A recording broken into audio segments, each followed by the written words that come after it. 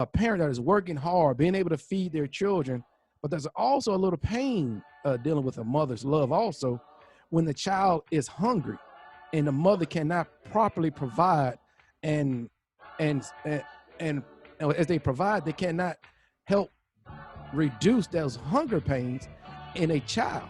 What do you think a mother is actually going through, or how do they deal with it? Right, I mean, like I say, I look at my mother example. I mean, they say train a child in the way that he should go, and he would never deviate. That's scripture. Mm-hmm. So, uh, my mother gave me all the things that I needed to survive. You know, how to cook, clean, iron clothes, uh, deal with financial resources. She gave me all these concepts. But when I got 13 or 14, I started to deviate because I was looking at my peers, stuff outside of my house. You understand? And when I started looking at stuff outside of my house, certain things I wasn't getting in the house because my mother didn't have the financial means to get it. So I saw my partners doing certain things, burglarizing house, stealing stuff. So we was steal stuff and sell it and get money. I thought this was a way out of my poverty-stricken life, as I would look at it now, but it wasn't. You know, I would just lead myself down uh, a long line, a pipeline of going to prison in and out. But I changed that concept because I reverted back and started to look back at my mother's example. You know, how hard she worked. My mama worked 2 jobs, man, just to feed us. You know, she didn't put her hands on a welfare check or nothing like that when I was coming up. My mother was working. My father wasn't there, but my stepfather was, you know. And, you know, they made everything work for us, you know. She might buy us 5 or 6 pair of pants to start off in school, 2 pair of shoes, you know, 3 or 4 shirts, you know. And then in the middle of the year, she go in and do something else, you know, purchase some more clothes or whatever the case may be. But her example showed me a different perspective on how I should, you know, deal with the things that are gonna come up in my life. So after I went away for a while and found myself victim, caught up in the system, I reverted right back to her. Oh, a hard head will make a soft, you know what, you know. So I was like, damn, all these signs and symbols giving me information, tool that I can use to say, okay, I can change my existence overnight if I educate myself to this, and that, you know. A lot of parts of us deviating because we don't know what to do. We don't have the education to be able to get the resources that we need, or the information that we need to get the resources that we can use. I mean, it's just, you know, not understanding what's going on around you at your time, and your immaturity. 13 and 14, you don't know no better. You think you know it all. That's when you start to, your mother called it, you start to smell yourself. But in actuality, you just like any other animal, like dogs, for existence. They, you know, when they babies, they suckle on their mama breasts or titties until they're able to walk and stuff, and then they just find their own way. That's what kids do at 13 or 14. They try to find their own way, not understanding that all you got to do is listen to your mother and your father, and your days shall be longer, or your existence shall be long. You should, you know, they'll point out the way what you should do, or sit down and talk to each other. Man, what do you think I ought to do after I get out of college? Oh, I think you should go in this field or that field. But we don't want to do that. Oh, I don't want to hear nothing my mama got to say. My daddy wasn't there for me. You know what I mean? But in fact, you know, you got to figure out why they wasn't there, or what should happen with your life. And all you got to do is sit back and ask questions. Follow the leader. Most time we don't want to follow the leader. Your mother is the matriarch of the family, and the father is the patriarch of the family. So you got to sit down and talk to them and figure out, because after Mother's Day come Father's Day. We might not get the glory that we deserve, but after that, you know, after Mother's Day Father's Day is coming up. So, I mean, we in the household in some shape, form, or fashion. Don't let people lie to you to say the black fathers ain't any good. You know, my mother is my father. Nah, your father is your father. Your mother is your mother. Happy Mother's Day. You know, we just got to figure it out. And that's what we must do. We must figure it out. You mentioned one topic that you presented about mothers, or the children, not children making a statement that or my mother or my parent didn't do anything for me. However they did, they laid the foundation. Now it's up to us to go back into our memory bank and understand what the mother was presenting or what the mother was teaching. Because as we go in the world today as an adult, we see different occupations. We see in the criminal justice system, we see individuals that are called police, probation officers, parole officers, judges, bailiffs. This was the initial mother as we were Yeah, growing up. The mother yeah, would regulate. If yeah, you break the mother's also is a legislature. You yeah, know, the mother sets the laws. You yeah. break the laws, the mother will enforce those laws. Right. If you enforce those laws, the mother does what? She puts you in something that they currently call timeout. Yeah, And she would have to sit around she put you in timeout. She was the correction officer. yeah. She had to make sure that she make sure you still get fed 3 times a day.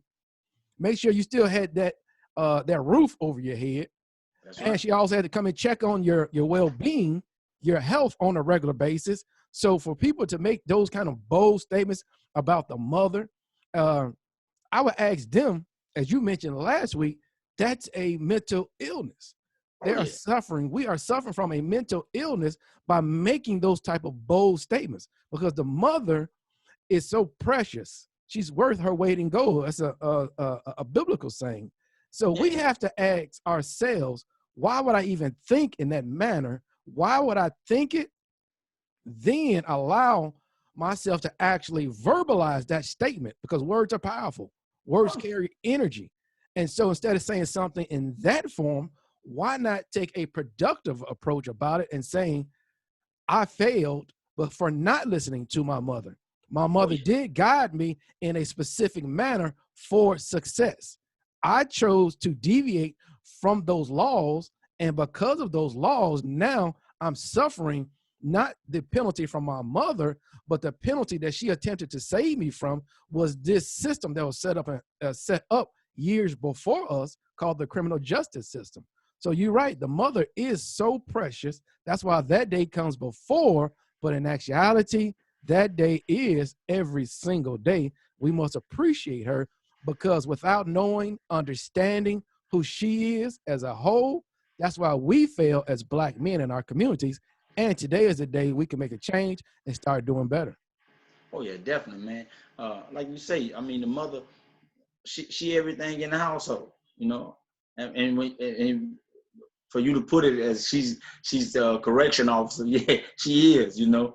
I mean, it's a known fact that I mean, without your mother, you wouldn't be here.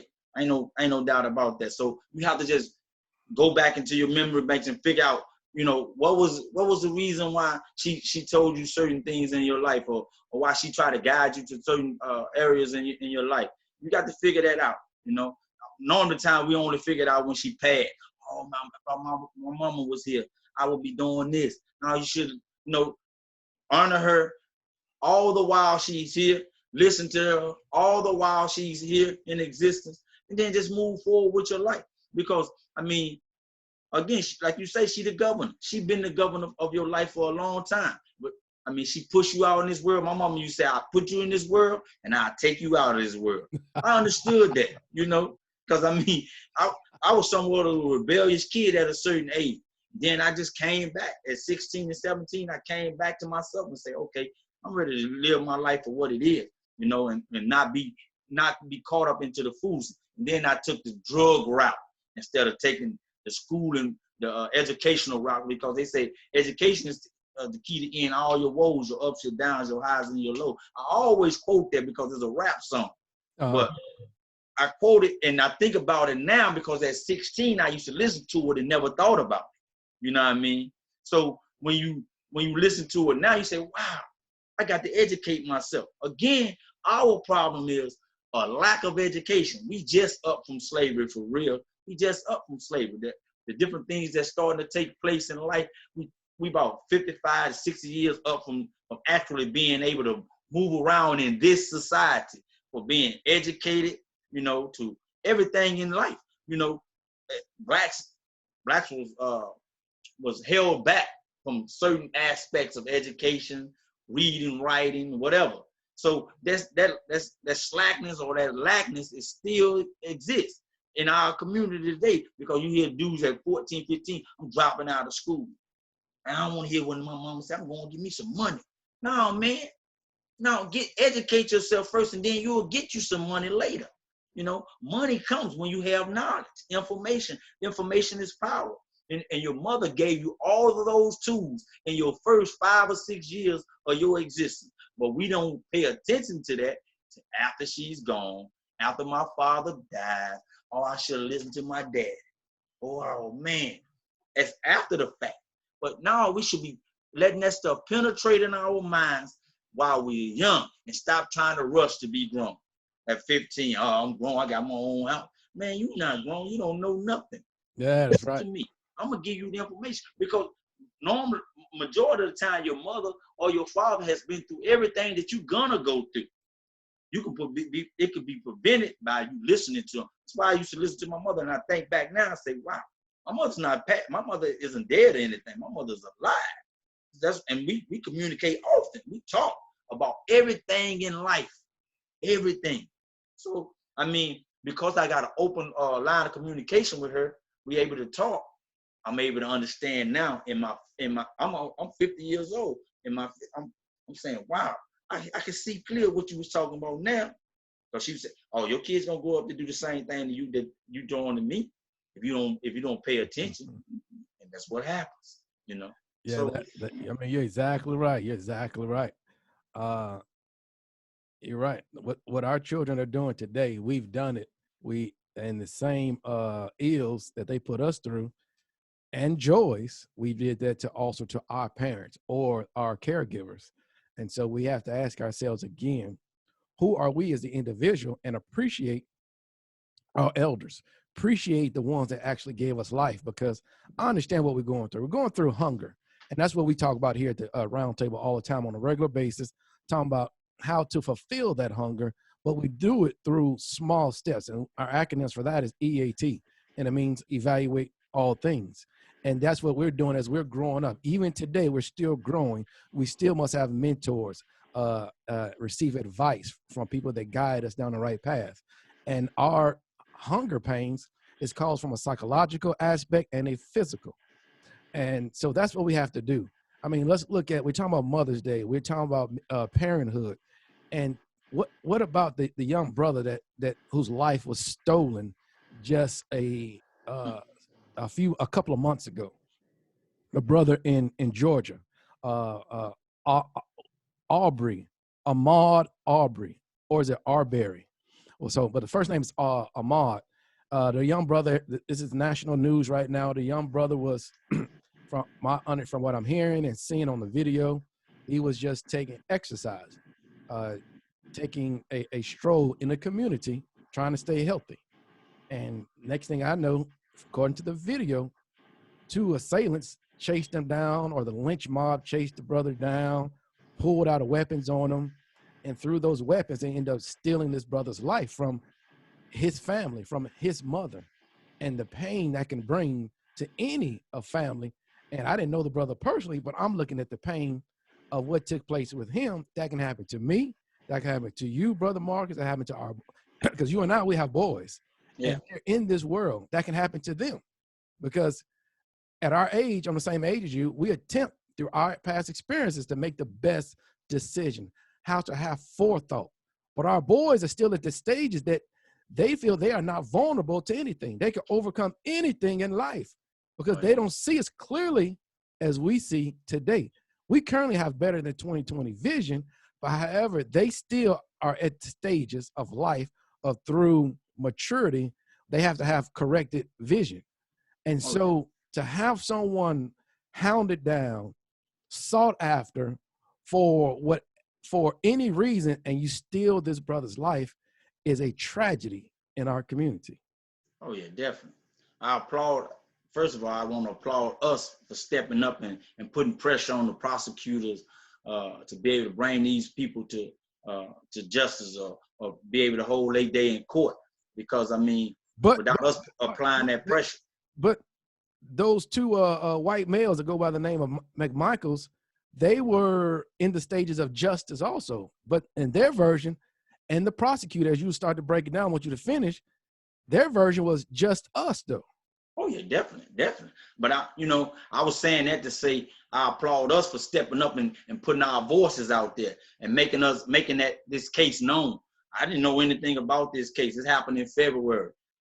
It's 4 months later, 3-4 months later. Now these guys just getting arrested or whatever the case may be.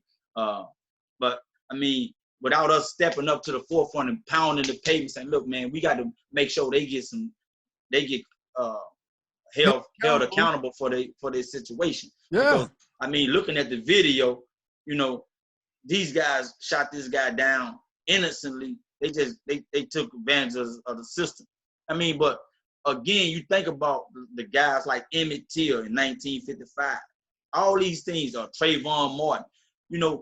They really consider us as three-fifths of a man or less than. This situation really hasn't changed as much as we think it has changed. The European look at us as a threat sometimes, all the time. In fact, we ain't done nothing to nobody. This guy just running. He's just taking a run through his own community. Staying healthy. Everybody knows that this guy jogs every day or every other day. Yeah, he was an athlete in school. Yeah, and this other guy, McMichael. What is his name? George? Yeah, the father? George is the father. Yeah, I mean, he's an ex-police officer. Why would you accustom this guy in the manner that you did? Why would you head him off at the path and try to question him about some so-called burglary? Man, that wasn't the case. This is actual murder, but they charged him with aggravated assault, I think, and I think murder. But they was trying to lessen the charges. One of the DAs said that they didn't find adequate enough information to charge these guys with this particular homicide. Mm-hmm. But these are Europeans. All of these prosecutors, the people that's being held accountable, all of them are white folks. They really don't deal with us from the standpoint of real justice. They're saying, man, it's just another black life. When in fact, man, we human. We started everything in existence for real, but because America, this society looks at us as still as 3/5 of a man, that justice ain't no, we the last one, the first one fired and the last one hired. The same thing with the justice system. We the first one to be incarcerated and the last one out of the system. Yeah, almost Arbery. And as you're speaking to the history of it, you're right. It took place back in February, and it was just brought to national attention possibly a few days ago, a week ago at the most, that I was aware of it also. And I think it's our responsibility also to speak to it. As of the date of this taping, they were arrested, and however, there is no bond, so they're still in jail. But I agree with you. So we want to relate that to where we are today. We're talking about two individuals, a father and son, and the third person that we are aware of. Third person, which is the person that actually recorded the video. But the father and son that actually had the weapons, I look at them as a lynch mob. But looking at the father was in the criminal justice system. So as we sit back and trust this system that's in place, it starts to get to the stage of being revealed that people that are enforcing these laws are actually violating these laws. As he was a police officer for a number of years, he was the person that enforced the laws, and also the people that prosecuted people for violating the laws. The prosecutors, one or two, said that, hey, I cannot do anything. I need to recuse myself due to the fact I have a relationship with the father, Gregory McMichael. And through that, I think the prosecutor's name is, what's his name? I get it wrote down right here. George Barnhill. George Barnhill. Yeah. He made a statement, as you just mentioned, that I don't have enough information. I need to send it to the grand jury. However, I can't do anything due to we are locked down due to the COVID situation. But let's get this back now. February 23rd is when the incident happened. Right. We got locked down nationally. No, Georgia took a while. They just got locked down maybe Right. a few weeks ago. Okay, and we're in May now. So if they got locked down in April, so you telling me from February, March, April, you still could not send it to the grand jury to get the opinion of the grand jury? No, that they made a decision to hold on to it for as long as they could to avoid prosecution. And that's where we are. We're caught up in a system until we speak up, run for these offices, and make a change. This system will always guide us down the incorrect path, and it's the path of destruction only to prosecute us and not the people that is meant to actually protect. And let's break it down. Who are they protecting? The colonizers, the Europeans, because they created this system. The system is 100% flawed. It's clear this person was murdered. These individuals should have been brought in for questioning to take it to the next step. And how and why, we got to look at the prosecution, the district attorney of that county, and figure out if this is the mindset of the district attorneys. That's why individuals believe they can commit murder and get away with it, because they will not be questioned about it. I mean, you got to understand that this system has always been unjust to us. I mean, so I mean, when we look at it, we got to, like I say, we got to look back in history. Look at the Emmett Till situation, the Trayvon Martin, all these guys that have died in past situations due to police interference and all of this, or just regular common folks shooting black people. Again, that stuff reverts back to slavery, man. They feel like we not human in a sense, or we still some kind of slave. It was a slave code that said the master could kill his slave at one point in 1669. This situation still is occurring today. The slave code still exists on certain aspects and in certain areas, like Georgia. That's the South, deep South. The people don't care about no black folk. And we sit back, oh man, we alarmed about it. Or oh man, this still happening in 2020. Yeah, it's been happening. We just ain't been paying attention. We think we don't amalgamate it into their system. We're not really a part of their system. We just in the system. We shouldn't be in their system. We should be outside of their system looking in and developing our own system to be able to provide justice for ourselves, like they did. If we was to harm somebody in the white community back when it was when in the lynch mob days, when the Ku Klux Klan, they'd come burn the whole house down.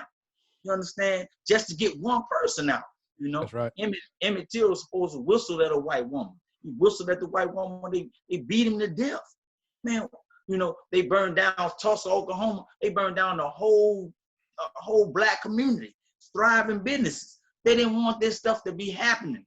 We don't even get that mad in order to burn down somebody. We'll burn down our own stuff before we burn down theirs. But I mean, the system needs to be burned down, not no buildings. These actual systems of injustice need to be torn down and brought back up. It's 535 people represent us in the United States. They represent us as a people. And I'm talking about the 535 members of the congressional United States Congress. You see what I'm saying? These are people that represent us, and their vote accommodates for everybody that in each state. And we sitting back, we don't even know who represent us. But we in their system. This system has to be wiped out. They should have fired the prosecutor immediately. They should have fired the district attorney immediately, but not even considering charging these individuals with this particular time, this particular crime. They didn't even consider. He said, "Nah, I don't have any evidence." He recused himself and sent it forward to the next prosecutor. This thing, we had to drum up all this noise and just to get some justice, and we still might not get the justice. Oh yeah, they're arrested, but they got to go before a jury of their peers. Their peers might say, "Oh no, they're not guilty." Oh, he caused a confrontation with them. You see what I'm saying? Anything. They only have to have one juror that said they not guilty, and then they'll walk free again, But just like Trayvon Martin's killer, he walked free. Then he sold the gun that he killed him with for $75,000. You Yeah. see what I'm saying? But because we don't pay a close attention, we hear things and then we just move on. Now we can't move on. We got to understand our historical aspect of whatever's going on with us. We got to look back and then look forward. Say, okay, this is what happened in 1939 or 1669, where the slave owners used to be able to kill their slaves and not be persecuted in a court of law. And it was law. It's etched in stone. You see what I'm saying? So we got to look at that. And But we do. We truly got to look at it and really break it down, as you were mentioning about the prosecutor and the assistant prosecutors, how they kept getting passed on for reasons of relationships. But if it's a small town, I'm pretty sure who doesn't know whom in that community. And if he worked at the prosecutor's office, he has a relationship with just about everybody over there. So he took these certain pleasures and used it to his benefit. And then you spoke to the aspect of laws. Yeah, there are laws. There are two sets of laws in this country that we live in. We are told that there's only one set, but as you start to break it down, we were brought up in a system of slave laws or slave codes. And back in 1669, as you mentioned, is actually called the Casual Killing Act. And wow, even though it's not actually on the books today, but the danger of it is that that that that law, the embodiment of the law, is being passed on from generation to generation on behavior. You see how this man that so-called was a police officer brought his son to help him assist in this so-called killing of this person. So now his son is picked up this behavior. His son's going to be able to pass that knowledge on to the next generation. And that's the danger. But the Casual Killing Act, what it reads back in 1669 is that any criminal activity or prosecuting of the activity will not carry any penalties to slave owners that have killed slaves that resisted, if the slave resisted any authority. Let me repeat that again. The Casual Killing Act of 1669 reads the removal of criminal penalties to slave owners that kill slaves that resisted authority. And that what we hear today in the narrative, you resisted, or you did not comply, or anything that you didn't follow their orders, they're looking at it as that you resisted authority. You're supposed to submit. And anytime you submit their authority, they're going under the pretense of that, hey, if this takes place, a killing, I've been justified due to the fact of the Casual Killing Act. And this was the slave code, only dealing with blacks in America. and just like you say, it's a learned behavior though, And I mentioned train a child up as a way that he should go and he would never deviate. Your mother and your father does that as time goes on. So if my father was a racist or somebody that hated black people, I'm gonna be the same way if I don't change my lifestyle. And so these things is still trickling down from the 1800s to 2020. These things are still trickling down. Generational people sitting back learning the same concept. Oh, they shouldn't be trusted. No, don't trust that black guy, or don't trust that black sister. You see what I'm saying? The same mindsets is trickling down. They training you that way in college, in university, all across the country, places. Oh man, he coming from a poverty-stricken home. This, and the third. He shouldn't be trusted. I mean, so these things are just trickling down, and we're not paying close attention to what's really happening. I mean, the justice system has always been against us for a long time because they use us as the sharecroppers and all of that stuff when we in the field, Angola, Louisiana, and we plant potatoes, cotton, all of that stuff in prison, and that's the only thing that can make you a slave again. They say, according to the Constitution. The criminal activity that you participate in makes you become a slave all over again because they call it 13th involuntary Amendment. servitude. Yeah, on 13th Amendment. 13th Amendment. So we caught up in that system, and when people like this use everything against us and harm us in the way that they harm Mr. Ahmad, they harm this man. I'm talking about slayed him in the middle of the street, and ain't nothing happened for 3 or 4 months. Chased him down. That shouldn't have never happened. But again, the slave code still exists. I mean, let's take that that visual that we actually saw. Chasing a man down is running down the road. These men were standing in the back of a pickup truck, shotgun, pistols. This is the visual that I received from the colonizers that chased down actual slaves. Oh yeah, it's no they different. was on The horses. visual is the same. Yeah, they was on horses. He was in a Ford pickup. You see what I'm saying? With the white sheets on. Yeah, it was somebody following behind them, recording this particular situation, and the prosecutor had the recording in their hand from day one. Exactly. But again, we got to pay close attention to what's really happening. Again, we got to step outside of their system and stop worried about their stuff. We got to start worrying about how we create a system for ourselves. The Native Americans, they're not even a part of the United States government in a sense. They got their own system. We should have our own system. We shouldn't be a part of their system. We should have our own system. How we prosecute. They say they want a special prosecutor to come in. Who they gonna get as a special prosecutor to come in to prosecute this particular case? They ain't gonna get nothing but another white man or another white man from another state to come in and seek judgment over this particular case. Again, let's go to definitely it's going to have to go to the next level. And I'm just, like I said, the more as we talk through this, I'm steadily focused on the visual again, because we've been affected by this visual, them chasing this man down the road, and the so-called ex or retired officer that I'm assuming, because of his knowledge, should know and understand the law. So why not call the police while in engagement, while chasing this person down the road? Because they wanted to take action then and there, and then look at a reason to justify themselves after they committed a crime by murdering this individual. Yeah. And they're going to say, man, why y'all always pulling a race card? This ain't just no race card. This is real. This is a real situation.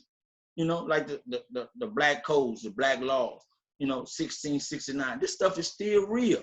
But they'll say, oh, man, y'all always pulling a race card. This ain't that kind of situation. It is that kind of situation. And you should look at it that way, because all of the injustices keep on reoccurring. It's not stopping. It's still occurring. 2020 ain't no different than 1955. Yeah, I went to the African American Museum, and Emmett Till mother's on the picture inside the museum. She said, "No, let them see him exactly how he is."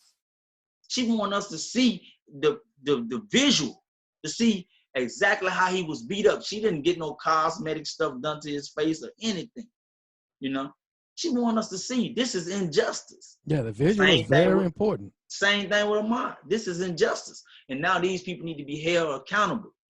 But I'm sure they probably don't get the same kind of justice they will presume for us in this situation. They ain't gonna get that same kind of justice. Immediately we would have got a life sentence. 3 months later, we've been in jail with a life sentence. It has to go further than that. I mean, you mentioned a valid and a strong point. Yeah, we're talking about McMichael, correct, part of a system. Now, what about the prosecutor? Yeah, they need to be voted out. The entire system needs to be reevaluated and looked at, go back to multiple other cases, because I'm seeing a credibility issue now. If the prosecutor has something that's visual and will not even go to the next step to even look further into it with actually bringing these individuals in and investigating it, there's a major problem in that entire system. Yeah. What if this had not been the video had not been presented? Oh, yeah. There wouldn't have been no prosecution. It still probably not be any prosecution. I mean, the situation is what it is. Until we get out of their system and start to look. I mean, I'm sure it's Brunswick, Georgia. I'm sure they have multiple cases of this kind of incident. Just like we have here in Louisiana. Yeah, people being incarcerated wrongly and everything. But I mean, who gonna go back and order their books? see how many cases have been unjustly prosecuted. How many? Who gonna go back and do that? Nobody. They trying to get this case over as soon as possible, for they can sweep it under the rug or whatever they have to do in order for the country not to be focused on this. We focus on COVID-19. We can't be focused on this. We trying to figure out how we gonna get back into playing baseball, how we gonna start back playing football in the national NFL and all of that. How we gonna start back playing in the NBA? We're trying to get that back open. Distractions. Distraction. We're not focusing on that. Yeah, distraction over justice. Ahmed probably don't get the justice he deserves. He might not, But at this point, it's up to us as a smaller community, a regional community, to enlighten others and bring them back to the stages. Why would a person believe that's in that system, that we've been educated in that system, that they have been justified of their actions? You got to look at a law. My understanding, I just looked up what is a law. A law, when you're dealing with laws have been enacted by the body that can actually make laws, the legislature. And through that, police officers, prosecutors, they enforce those laws that are currently on the books. But a law itself, it builds the value to protect the community. It's focused on punishment of the law. Also, it's about what's the most important thing: social order. It shouldn't be biased. It should be for everyone across the board. Yeah. So they just clearly define through their actions, through their support system, that, hey, I'm above this law. And through this law, this is why the person, and what's the first thing they're saying? I feared for my life. How can that be justified? Three males chasing a person down on foot. They have weapons drawn. He didn't have a gun. He's trying to fight for his life. He didn't even have a weapon. No, I'm talking about the father had a weapon. The son had a weapon. The vehicles were weapons. The person that was filming it was in a vehicle chasing Ahmaud down. These multiple weapons pulled on an unarmed individual. He feared for his life. But quickly, they attempted to go ahead and reverse this by saying that they feared for their lives, which is bogus. This is what we have to study. This is what we have to E.A.T on a regular basis, because this is on a macro level. But what about the ones that are on a micro level that happens right here on our block that never gets reported, that we are violated? I remember one time you was coming out of Bobo's, shutting it down your own as a proprietor, shutting down the business. And I didn't know about it that day, but the next day you reported it, that they had you drawn down on your knees for, I don't understand it. Surrounded on my knees. Coming out of your business, do you pay taxes? Oh yeah, definitely. I done been in a lot of situations where police can draw down on me for just being who I am, So, I mean, hey, I look at that, and I understand there's injustice in the justice system, because I've been in it before, and I understand that I caused some of the stuff that I caused, but in certain situations I didn't cause any. But you paid back. Oh yeah, definitely. I definitely pay back. But the justice system has some inaccuracies in it, and we are a major part of that.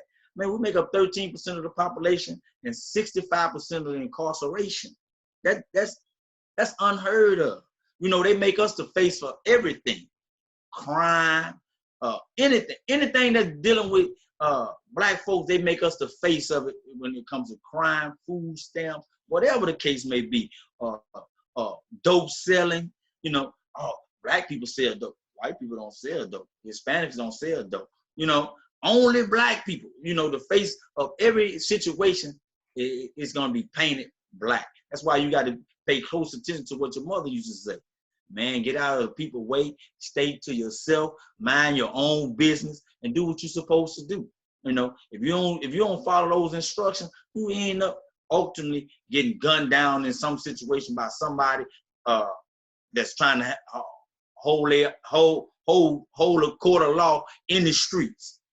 This guy was been a police officer for 30 years.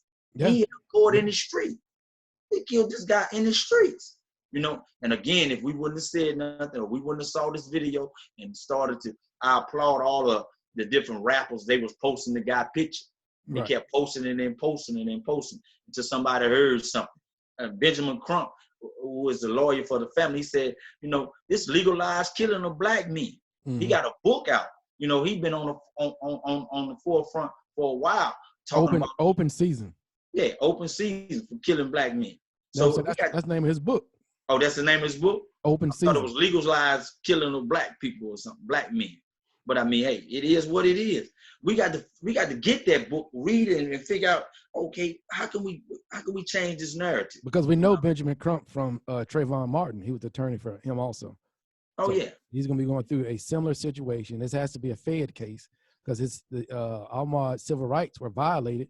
Because you're right, it cannot be held or should not be held in Georgia under the local system because the local system has proven to be 100% biased. Oh yeah, definitely. I mean, the whole system in itself, man, across the board.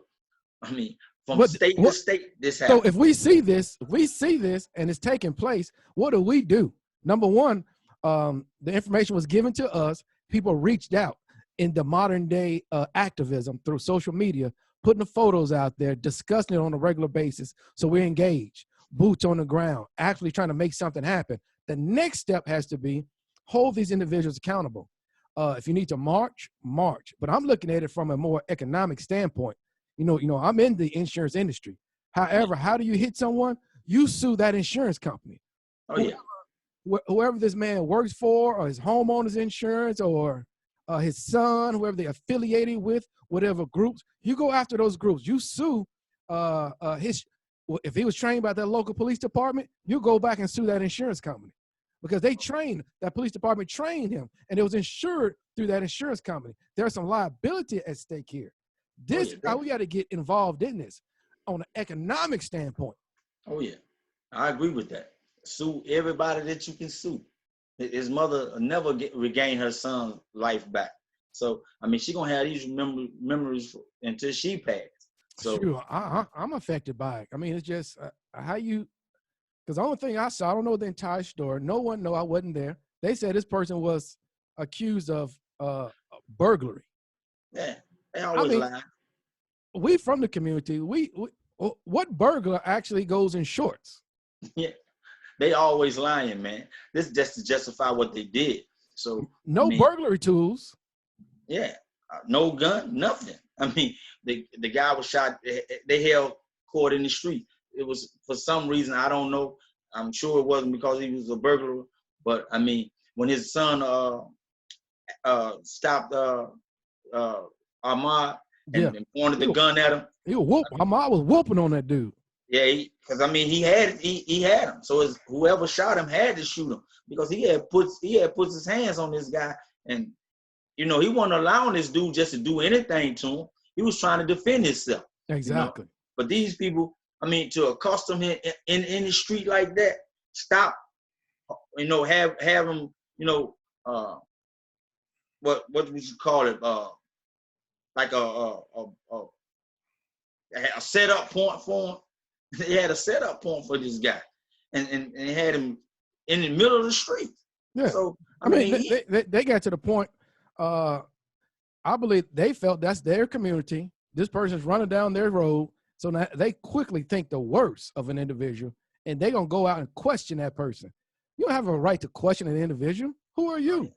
Yeah, they had to be drinking or something just to be even in that situation. This is what they caught on video. Imagine the acts that took place that were never caught on video. How they've abused other individuals that have never reported it because this is the local militia. And what the militia doing? Protecting their own community by any means necessary. And they went to that extreme because they say, hey, this is our community. These are our laws. We set these laws. We enforce these laws. And we're going to make sure and regulate it that you do not come in our community without getting our permission. And we need to make sure that they be prosecuted to the fullest, no doubt about it. Yeah, them, the prosecutors, everyone needs to be questioned in regards to this. But how do we take the next step? We have to hold people accountable for their actions. Oh yeah, definitely. If these are the laws, how do you change the laws? You got to get out and vote. Yeah, I mean, the get out and vote thing, I like that, but I mean, our vote really Not saying it's the ultimate correction, but it's a part of multiple ways to hold people accountable. Oh yeah, definitely. I mean, we got to get those people out of office that's in office though. You know, on a local level, each state has our vote really counts on a local level. But on a presidential level, I think our vote really don't have no merit because the other little system they bring in the president, because Hillary Clinton, The she won electoral college, is that what the you're talking electoral college. about? Okay. They bring in the president or whatever. True. But she won the electoral, she won the populist vote, but she didn't win the office. Yeah. So on that level, I think our vote really don't even matter in a sense. But well, I have to respectfully disagree. It does matter, but you're right. Let's get back down to the micro level, to the local level. And at the local level, we have to, number one, get registered to vote. Number two, understand what are the issues. Don't vote strictly because of across color lines. Vote on the issues that are currently in place. And that's what I'm talking about. Like when I look at like local, we pay local, state, and federal taxes, right? We elect local, state, and federal. We vote. When we elect people to the Senate, to our House of Representatives. You know who represent us in Louisiana in the Senate? Somebody named John Kennedy and Bill Cassidy. We know nothing about these individuals. They're not originally from Louisiana, but they represent us and they carry our vote to the government. And in its highest form, our state representative, we have 6 of them. Our House of Representatives, we have 6 of them. Ours in Monroe, Louisiana, is Abraham. This guy has no representation in our community, period. He don't come to our community at all. We never seen him except down at his downtown office. You see what I'm saying? When he running for election, when he waving and kissing babies. And in fact, we know nothing about him. We really know nothing about the political aspect of politics.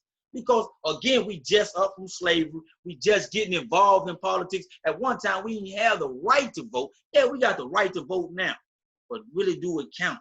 You see what I'm saying? I had one point. I go out and vote now. Trust me, I go out and vote. But when I look at it, we vote for popular people. Now we got to vote for people that has our best interest in mind. So let's take that right there. People that have our best interest in mind. I have to question myself, all right, me as an individual and my direct community, whether I'm in a social organization or just my family, my interests. Let's question that. Do I know what my interests consist of? You should. That's the first question. Most of us don't, because we've been educated in a specific system and we don't think for righteousness, we think for popularity. So we have to, as you mentioned, the entire program, education. We have to understand, what do we desire? What can help us?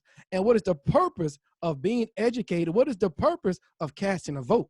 Not just to say or get that little sticker, I voted.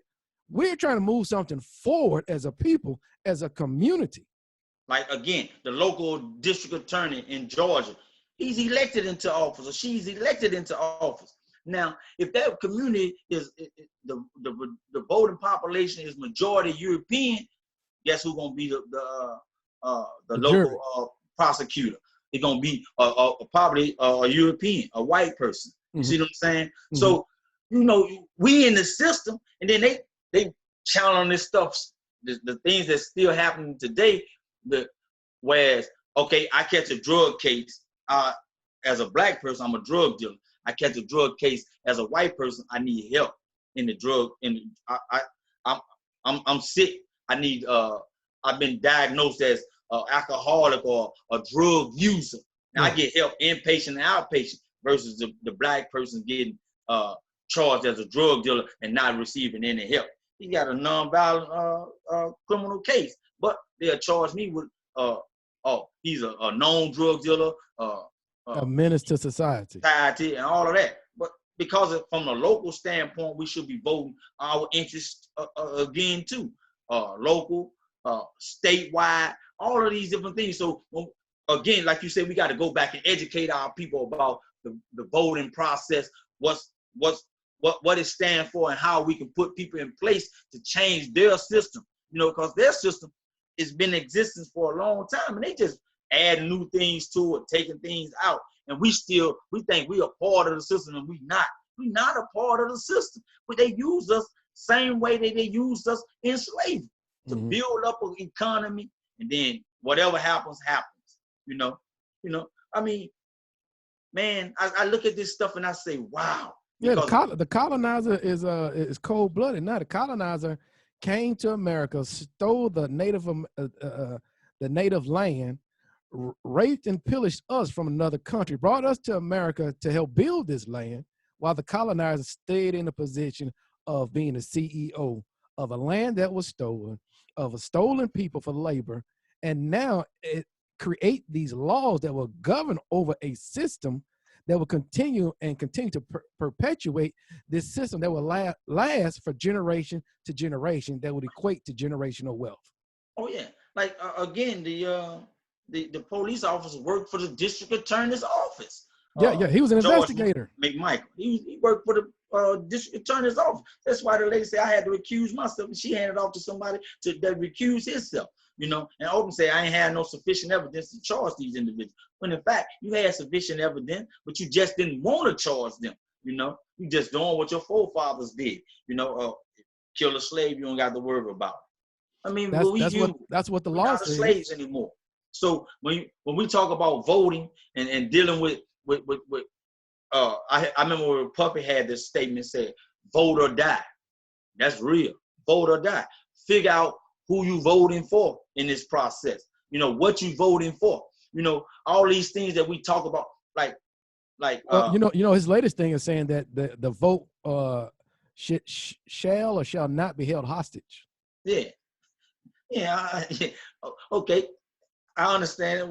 Now what you gonna do? How many people you gonna galvanize to put together a committee and say, okay, this is what we want. We make up 30 million people in America. This is what we want. We make up the hip hop community. This is what we want. You know, this is our agenda. When we don't have an agenda, we can't ask for anything. So taking that concept that you're talking about from a national level, shall that or should that be done here locally? Oh yeah, definitely should be done. Organized. Yeah, definitely should be done locally. Locally, it starts locally. Then it goes up to the state. Then it goes up to the federal level. You know, that's how we pay our taxes. That's how we receive the benefits that we receive. You know, like we cry a lot about, like they giving us a stimulus package. That's just to get the economy back rolling. You know what I mean? This is a concept that Obama used in 2008 and 9. He used the same thing when we was at our all-time at what they call an ultimate recession. You know, he put the economy back on track by using somebody else's theory. Put some money in the economy and let them spend it back into the economy. You see what I'm saying? Same thing. You know, but when we look at the politics of everything, we got to figure out where we fit in this particular situation, like the injustice system. Who do we hold accountable for our issues? Even charging individuals for things that's over assessing. You know, possession with the intent to distribute. That gives you more time than possession. You don't know if I was going to use this or not, but you gave me the possession with the intent to distribute to make me look like a drug dealer. But I may be a junkie. I may be a user. I'm a user, so I'm ingesting this. You ain't say that I taking these three. I ain't got but 3 crack rocks in my pocket. You ain't say I was ingesting them or I taking the medicine. I mean using it. Self-medicating. I was selling it. So I mean, what's the difference? You see what I'm saying? So we got to start locally and then build up from the state perspective, then take it to the our justice system is unjust in Louisiana. We talking about I'm talking about Angola filled with us. They filled with us. We got 11 state prisons, man, and most of them filled with us. Like 66% filled with Black African Americans. Yeah, and the women on the same level. The women on the same level. You know, the majority population in prison is Black women. It's crazy, man. You know. Well, Well, brother, that's our time. Our time goes fast because we have so much we got to present, so much to put out there in the community. Because we're going to hold ourselves, number one, accountable. Two, we're going to hold our constituency accountable. And the only way we can do it is together. We got to come to the round table, discuss issues that affect us. But we must do it from an intellectual aspect and eradicate all the emotions that's in it and think about it from a rational standpoint. Oh yeah. And let's get back to what we need to be, man. COVID-19 is really killing us instead of I mean, I don't know what they're trying to do. They're saying stay in the house, but I mean, shutting down the whole world. And I want to touch my mom. I don't want to Zoom to say Happy Mother's Day or be across the street to celebrate her birthday. I be seeing people, they cross the streets. It's a girl standing in the yard. I seen somebody the other day. The girl was standing in the yard celebrating her birthday, and all the people came out to celebrate her birthday with her, but they across the street waving at her, saying happy birthday. Same thing with Mother's Day. They waving at their mother from across the street. We can't do that. COVID-19 we have to get rid of this stuff and try to figure out where we're going with the next phase of our lives. Man, we got a lot of living to do, but staying in the house ain't gonna get it. Hey, that's our time. Brother Brian and Brother Marcus here at the Community Roundtable together, discussing issues that affect you and I all day long. We need your help as we sit down and we E.A.T. Brother Marcus, I'm going to give you the last words so we can get out of here. And you and I will always talk, but we got to let the people know. I mean, again, E.A.T, evaluate all things. That's what we must do at all times. Evaluate all things. I'm out. Talk to you next week. Yes, sir.